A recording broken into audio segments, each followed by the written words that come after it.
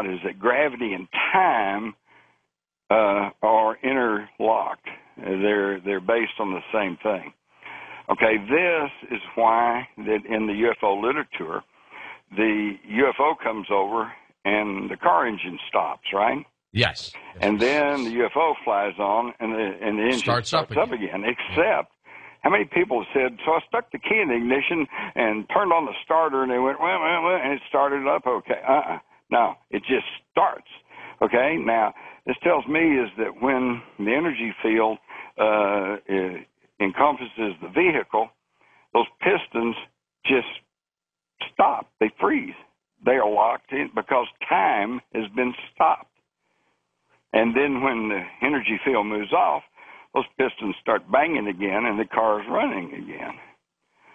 And it's interesting. In fact, I said that on a program one time, and I got an email from a truck driver, and he says, I don't think that's right. He said, me and my buddy, said, we drive these diesel trucks, and said, we saw this UFO, but our engines didn't stop. And I wrote him back. I said, well, I think that you're proving my point there because the diesel engines don't run on electrical. That's right. Electronics and electrical systems, they run on compressed gas. So, see, it wouldn't affect the compressed gas. So, anyway, I think that's what we're dealing with. But then that means if you can control gravity, then to some extent you can control time. Now, that gets pretty spooky, doesn't it? So you think we may have time machines? Time-traveling Nazis. How about that? Whoa. That's all we need, right? Yeah, that's all we need. Yeah, really. We got problems enough right now. But the thing is, according to theoretical physics, it's not beyond the realm of possibility. In fact, I just got through reviewing a new book by our old friend Stanton Freeman and Kathleen Martin. Yeah. I'm sure you're going to be talking about this. Oh, yeah, at some point. absolutely. But the thrust of their book is that if you go back and consider the sage and august words of the scientific experts all throughout history, for the most part, they're wrong. Yeah. They're always wrong. They're always wrong. For example, you can go all the way back. You can go back to even after the Wright brothers flew, there were still people saying that manned flight by humans was impossible. You just can't do that. Even when they saw them fly away. Right. In fact, this is interesting. I'm not sure you know about this, George, but the Wright brothers first flew in December of 1903 there at Kitty Hawk, North Carolina, which is just a stone's throw from New York, and they invited the media down, and media representatives from the New York Times, they went down there and they watched them take off and fly a few hundred yards and come back, and the reporters went back to the Times and said, yeah, these guys built a flying machine, it really works, and the New York Times would not publish the article because their experts said, why, that's impossible, you can't do that. And it was like a year later when the Wright brothers were finally invited to go to France, and they went over to France and demonstrated their machine for the French people, and then the European media started, reporting all of their success. That finally the New York Times, all the news that fits, decided, well, maybe they'd run an article on it. Now, isn't that telling, and doesn't that tell us maybe something about what's going on today that we're not hearing about? Absolutely. Now, this technology, why do you think it's being suppressed? Oh, very simple. Because I think it's becoming painfully obvious to even the dullest light bulb in this country that this country is controlled by very rich and powerful interest. And I'm not talking about the government. These are the people that tell the government what to do, okay? These are the people who have looted the public treasury, who have caused our financial crisis, who have moved trillions of dollars out of this country, and then have the effrontery to send their front man the head of the Federal Reserve, to Congress, and he said, when they asked him, where'd the money go? Where'd you send all our tax money to? What are they going to do with it? And what did they put up as collateral? He said, well, I can't tell you. I can't tell you. I can't tell you. That's not, you don't need to know that. Now, and just how arrogant is that? Okay, that's the people I'm talking about. They owe their wealth and their power to their monopolies over energy, transportation, pharmaceuticals, et cetera, telecommunications.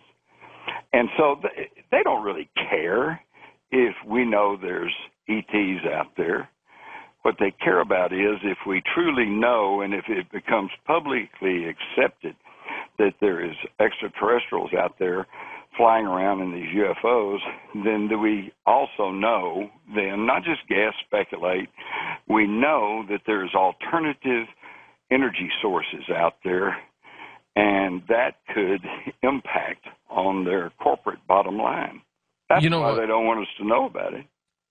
Jerry Purnell, he's a science writer and science fiction writer. He writes a lot with Larry Niven, and he's a regular listener to the show. Great, I love his work. Yeah, he's listening to us right now. He just sent an email that flashed me, and he had a question, so I'm going to ask you it. All right. Because I think the answer has to do with the shadow government. But he said that he helped work on Apollo, and he knew what was going on in the 60s as we tried to desperately beat the Russians. Mm-hmm. He said, if we as a government, and I'm paraphrasing him, possessed this technology, we were desperate to use it.